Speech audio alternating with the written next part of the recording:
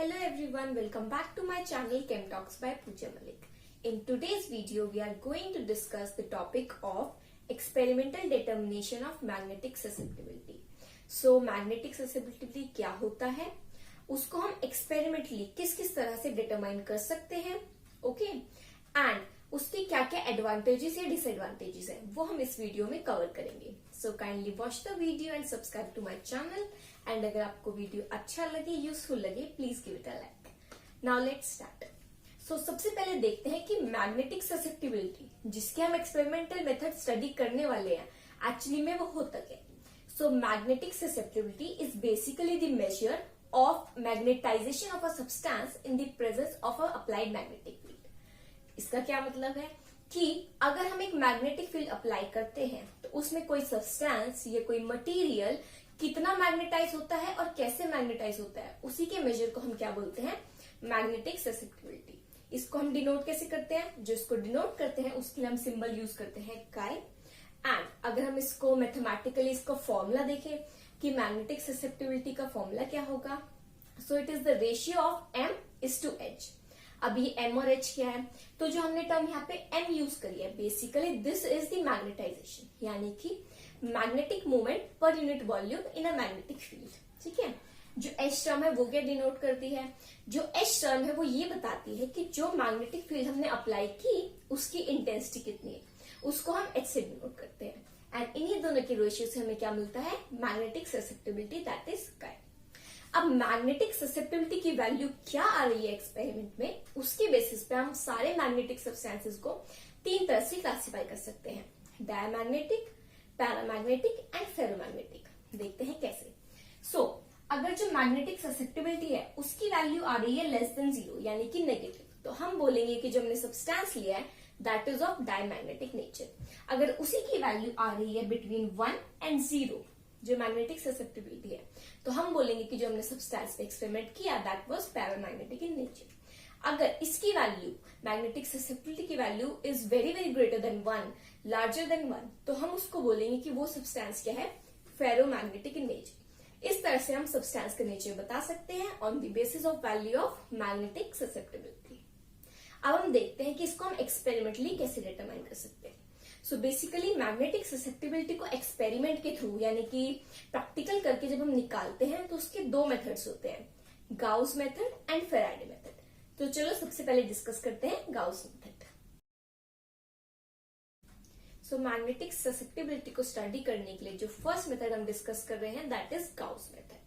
Gauss method का आप समझते हैं कि एक्सपेरिमेंटल सेटअप क्या होता है एंड किस तरह से हम इस एक्सपेरिमेंट को प्रोसीड करते हैं. So this is the experimental setup of the Gauss method. इस तरह से हमारा एपरेटस विजिबल होता है. इसमें हम क्या करते हैं, जो सैंपल है, ठीक है, जिसका हमें मैग्नेटिक ससेप्टिबिलिटी कैलकुलेट करना है, उसको अब एक सिलेंड्रिकल ट्यूब में फिल करते हैं. ये एक सिलेंड्रिकल गाउस ट्यूब है, इसको ये ग्लास पायरेक्स ट्यूब होती है बेसिकली, एंड इसी को हम गाउस ट्यूब भी बोलते हैं. इसके अंदर जो सॉलिड सब्सटेंस है जिसका हमें मैग्नेटिक ससेप्टिबिलिटी निकालना है, उसको पहले हम पाउडर फॉर्म में कन्वर्ट करते हैं एंड देन इस ट्यूब के अंदर फिल करते हैं. उसके बाद इस ट्यूब को पुट किया जाता है एक एनालिटिकल बैलेंस के एक एंड पे, दूसरी साइड पे हम कोई और वेट अटैच करेंगे डिपेंडिंग ऑन दी एक्सपेरिमेंट. ठीक है, सो इसके एक एंड पे इस ट्यूब को अटैच किया जाता है एंड इस ट्यूब को सस्पेंड किया जाता है एक मैग्नेटिक फील्ड के बीच में. इस मैग्नेटिक फील्ड की इंटेंसिटी हम एच मान लेते हैं. इसके अंदर इस ट्यूब को सेंटर में प्लेस किया जाता है. इसको अलाइन इस तरह से किया जा रहा है कि जो इसका एक एंड है वो तो मैग्नेटिक फील्ड के सेंटर में है एंड जो दूसरा एंड है वो आउटसाइड द फील्ड हो. इसी की वजह से इसमें इनहोमोजीनियस मैग्नेटिक फील्ड प्रेजेंट होती है. अब देखते हैं कि ये वर्क कैसे करता है. अगर एग्जाम में ये आता है तो आपको सबसे पहले इसका बताना है एक्सपेरिमेंटल सेटअप क्या है, देन इसको डायग्रामेटिकली ड्रॉ करके भी आपको दिखाना है एंड उसके बाद इसका प्रोसीजर लिखना है. सो इसमें क्या होता है, हमने जो सैंपल लिया उसको सिलेंड्रिकल ट्यूब में पुट कर दिया और मैग्नेटिक फील्ड के बीच में अलाइन कर दिया. सो इसमें क्या होगा, इसमें हम एक्सपेरिमेंट जब प्रोसीड करेंगे तो हम दो रीडिंग्स लेंगे. ठीक है, फर्स्ट रीडिंग हम कब लेंगे, इसको मैग्नेटिक फील्ड में पुट करने से पहले हम इस ट्यूब का वेट लेंगे जिसके अंदर सैंपल प्रेजेंट है. एंड दूसरा हम रीडिंग जो लेंगे वो लेंगे जब हम इसको इसके अंदर प्लेस कर देंगे फील्ड में, एंड उसके बाद जो वेट है हम उसको मेजर करेंगे.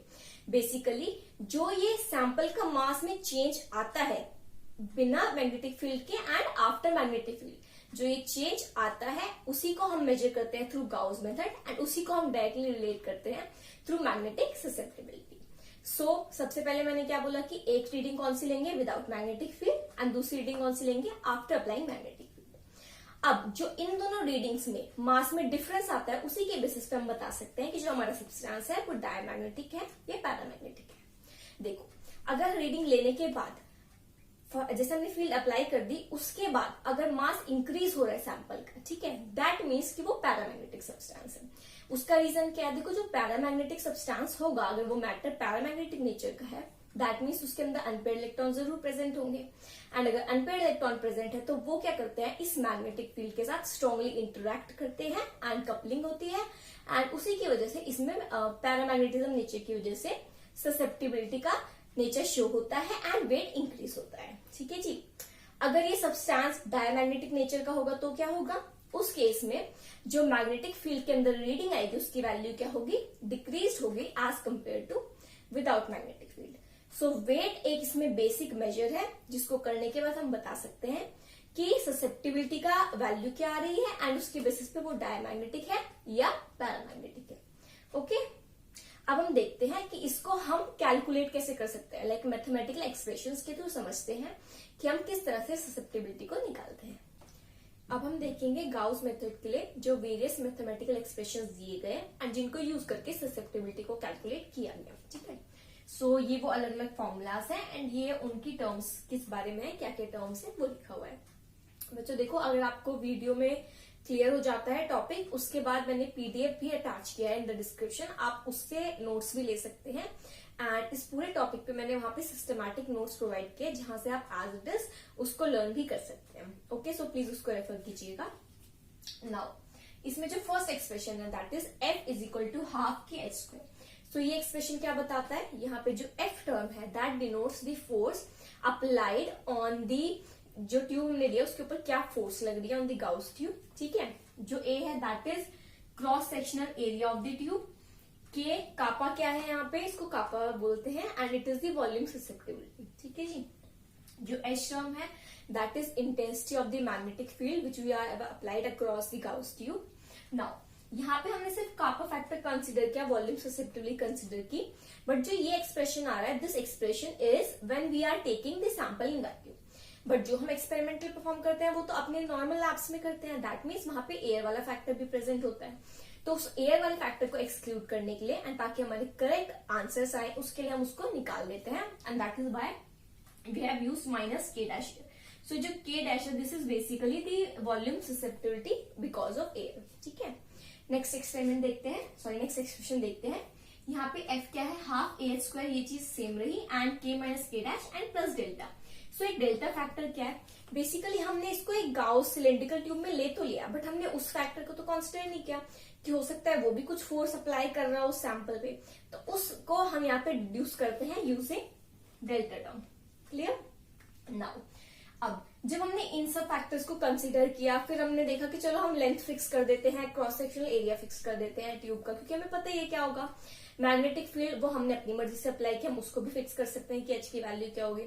सो बेसिकली हमने इसके बाद ए स्क्वायर को कांस्टेंट मान लिया, फिर हमने इसकी जो स्पेसिमन हमने लिया उसकी डेंसिटी को भी हमने इसमें इंक्लूड किया एक्सप्रेशन में, कैलिब्रेशन फैक्टर को भी हमें इंट्रोड्यूस करना था एंड ऐसे और भी बहुत सारे फैक्टर्स को हम इंट्रोड्यूस कब तक नहीं किया था। सो उन सबको जब कंबाइन किया गया था, वॉल्यूम ससेप्टिबिलिटी को मैग्नेटिक ससेप्टिबिलिटी से रिप्लेस किया गया उनके रिलेशन को कंसिडर करके, तब ये फाइनल एक्सप्रेशन आता है to calculate magnetic susceptibility, that is 10 to the power 6 chi is equal to alpha plus beta dash f by omega। सो यहाँ पे क्या क्या टर्म्स है उनको देखते हैं। जो काय है वो है मैग्नेटिक ससेप्टिबिलिटी, अल्फा क्या है, alpha is the constant for displaced air, यानी कि जब खाली ट्यूब थी उसके बाद हमने उसमें सैंपल पुट किया एंड वेट इंक्रीज भी हुआ या डिक्रीज भी हुआ, तो जो उसमें एयर डिप्लेस हुई उस प्रोसेस में उसको हमने किससे डिनोट किया, अल्फा से। बीटा क्या है, beta is the tube calibration constant, यानी कि कभी भी हमको एक्सपेरिमेंटल ऐसा डिवाइस यूज करते हैं या कोई भी लेबोरेटरी का कोई भी हम इंस्ट्रूमेंट यूज करते हैं तो उसको कैलिब्रेट करते हैं, तो यहाँ पे जब कैलिब्रेशन किया तो हमने बीटा कांस्टेंट को as tube calibration constant use किया है। एफ क्या है, force applied on the sample and omega is the weight of the sample in grams. So basically this is the final expression and exam में एक question आता है तो आपको सिस्टमैटिकली ये सारे एक्सप्रेशंस लिखने हैं एंड हर टर्म को एक्सप्लेन करना है कि भाई इसमें ये एफ क्या है, ए क्या है, के क्या है, डेल्टा क्या है, अल्फा बीटा क्या है, ठीक है। एंड अगर फाइनल एक्सप्रेशन से हम देखें तो अगर हमें अल्फा की वैल्यू पता है, बीटा की, एफ के एंड ओमेगा की वैल्यू हमें पता है तो हम इजिली मैग्नेटिक ससेप्टिबिलिटी को कैलकुलेट कर सकते हैं। ओके, अब जैसे हमने गाउस मेथड पढ़ा, ऐसे इसके कुछ एडवांटेजेस होंगे जिसके हम इसको यूज कर रहे हैं एंड कुछ डिसएडवांटेजेस होंगे कि हमें दूसरा मेथड भी इंट्रोड्यूस करना पड़ा। तो जो गाउस मेथड होता है उसकी क्या बेनिफिट्स है, एक तो जो इसका इक्विपमेंट है यानी कि जिसके थ्रू हम एक्सपेरिमेंट कर रहे हैं उसको यूज करना, असेंबल करना बहुत ईजी होता है, स्टूडेंट्स भी कर सकते हैं, ठीक है। सेकेंड, इसका प्राइस ज्यादा नहीं होता, रीजनेबल प्राइस होता है तो इसको हम लैब्स में रख भी सकते हैं एंड यूज भी कर सकते हैं जब हम चाहे। एंड और इसको कोई भी हैंडल कर सकता है, लाइक एक्सपेरिमेंट को करने में कोई ऐसी कॉम्प्लिकेशन नहीं है तो इसका यूजेज क्या है, बहुत ही इजी है। अगर इसके डिसएडवांटेजेस की बात करें तो इसके अंदर जब हम सैंपल पुट करते हैं तो काफी लार्ज अमाउंट चाहिए होता है, लाइक यहाँ पे हम ग्राम में ले रहे हैं जो सैंपल ले रहे हैं, दैट मीन्स की काफी लार्ज क्वांटिटी यूज हो रही है तो इसलिए इस एक्सपेरिमेंट में लार्ज सैंपल यूज होता है, इसलिए थोड़ा इसका डिसएडवांटेज है। और जिस ट्यूब में हम इसको फिल कर रहे हैं, जो ट्यूब को हम पुट करते हैं अपने एक्सपेरिमेंट में, उसकी पैकिंग यूनिफॉर्म होना बहुत जरूरी है। अगर पैकिंग ढंग से नहीं होती है उस सैंपल की तो करेक्शन नहीं हो पाती, लाइक इनकरेक्ट कुछ वैल्यूज आ जाती है, तो ये क्या है इसका डिसएडवांटेज है। सो आई होप कि आपको गाउस मेथड क्लियर होगा। अब डिस्कस करते हैं second, that is Faraday's method. This is the second method which we are going to use to find out the magnetic susceptibility, that is Faraday's method. इसमें हम एक Faraday balance को use करते हैं। अब देखते हैं कि इसका एक्सपेरिमेंटल सेटअप क्या होता है। So this is the diagrammatic representation of the setup of Faraday's method. इसके अंदर क्या है, अब हम सारी चीजों को समझते हैं कि क्या क्या यूज हो रहा है। सो सबसे बड़ा इसका एडवांटेज क्या है कि जिसमें हम सैंपल लेते हैं वो बहुत ही कम अमाउंट में लेते हैं एंड उस सैंपल को हम एक क्वार्ट्ज एम्पूल की ट्यूब में फिल करके यहाँ पे सस्पेंड कर देते हैं using a balance with a torsion and balance, and इसको कहाँ पुट करते हैं, एक स्ट्रॉन्ग मैग्नेटिक फील्ड की प्रेजेंस में। इस केस में जो मैग्नेटिक फील्ड होती है वो होमोजीनियस होती है, अनलाइक द गाउस मेथड। जैसे गाउस मेथड में हमने क्या किया था, सैंपल के ट्यूब के एक एंड को तो हमने मैग्नेटिक फील्ड में पुट किया था एंड एक एंड को नहीं किया था, सो उसकी वजह से इनहोमोजीनियस मैग्नेटिक फील्ड जनरेट हो रही थी। बट इस केस में जो मैग्नेटिक फील्ड है that is of homogeneous nature. So sample को क्या किया जाता है, एक बैलेंस की हेल्प से इस मैग्नेटिक फील्ड के बीच में रखा जाता है एंड इसमें जो मास का चेंज होता है या जो वेट चेंज होता है उसको हम ऑब्जर्व करते हैं, ठीक है जी। सो इसके अंदर क्या है, जो वैल्यू आएगी फोर्स कैलकुलेट हम करेंगे वो पैकिंग पे डिपेंड नहीं करती है कि सैंपल को हमने कैसे पैक किया है वो सब कंडीशंस पे, it only depends on the wait change in the torsion balance, ठीक है जी। सो ये इसका एक्सपेरिमेंटल सेटअप है। एग्जाम में क्वेश्चन आता है तो आपको ये 3-4 पॉइंट्स मेंशन करने हैं कि इसमें होमोजेनियस मैग्नेटिक फील्ड होती है, इसमें पैकिंग पे नहीं डिपेंड करता है फोर्स कितनी अप्लाई हो रही है, depends on the weight chain, and weight chain को हम मेजर कैसे करते हैं, उस सैंपल को एक क्वार्ट्ज एम्पूल ट्यूब में फिल करके एक स्ट्रॉन्ग मैग्नेटिक फील्ड के बीच में सस्पेंड करते हैं यूजिंग अ टॉर्जन बैलेंस, ठीक है जी। उसके बाद आप इस डायग्रामेटिक रिप्रेजेंटेशन को ड्रॉ करोगे अपने पेपर में एंड देन उसके बाद आप क्या करोगे, इसका जो फॉर्मूले कैलकुलेशन लाइक एक्सपेरिमेंटल डिटर्मिनेशन है थ्रू वेरियस मैथमेटिकल एक्सप्रेशंस, उन एक्सप्रेशंस को हम लिखेंगे और एक्सप्लेन करेंगे कि इसमें क्या क्या टर्म्स यूज हो रही है। तो अब मैं आपको बता देती हूँ वो क्या क्या एक्सप्रेशंस है जो यूज होते हैं। सो फेराडे मेथड के थ्रू देखते हैं कैलकुलेशन कैसे करेंगे हम मैग्नेटिक ससेप्टिबिलिटी का। So this is the first expression. In this expression F denotes the force applying on the sample, ठीक है जी।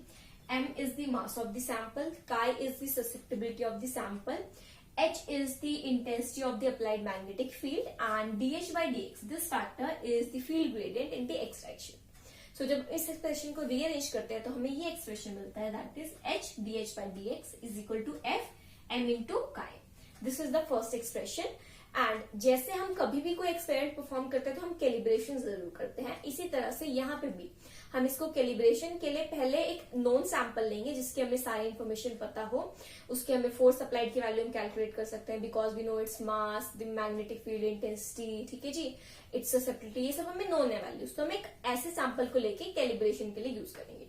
उसके लिए वैल्यूज क्या हो जाएंगी, Fs is equal to MS chi H dH by dx। तो क्योंकि मैग्नेटिक फील्ड तो हमने सेम अप्लाई किया तो H और DH by DH factor same रहेगा, ठीक है। इसको जब हमने रीअरेंज किया तो we get this equation number 2, H dH by dx is equal to Fs ms into xs। तो Fs क्या है, यहाँ पे जो नॉन सैंपल पे फोर्स लग रही है, Ms mass of the non sample and Ks susceptibility of the non sample. इसको हमने रीअरेंज किया।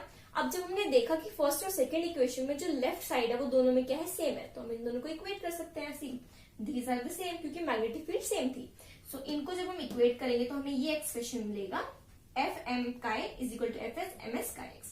इसको ऑब्वियसली हम अरेंज करके क्या निकाल सकते हैं, मैग्नेटिक ससेप्टिबिलिटी, जैसे कि आप इस एक्सप्रेशन में देख सकते हो, Chi की वैल्यू आ जाएगी, क्योंकि हमें फोर्स पता है, फॉर्मूले से हमने कैलकुलेट की, फोर्स Ms पता है, Chi पता है, Fs भी पता है and mass of unknown sample भी हमें पता है। तो इसकी हेल्प से हम मैग्नेटिक ससेप्टिबिलिटी को कैलकुलेट कर सकते हैं। ठीक है जी, ये हो गया फैराडे मेथड। आई होप ये आपको क्लियर हो। जैसे गाउस मेथड के कुछ एडवांटेजेस और डिसएडवांटेजेस थे, वैसे ही इसके भी हैं।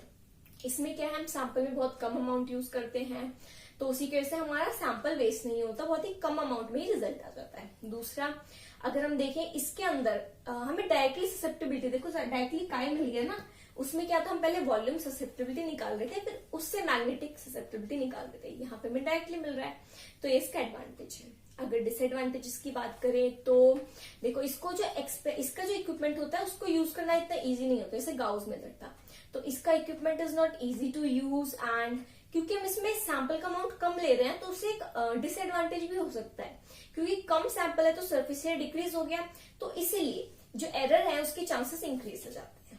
ओके, सो आई होप कि ये टॉपिक आपको क्लियर हो गया हो अच्छे से।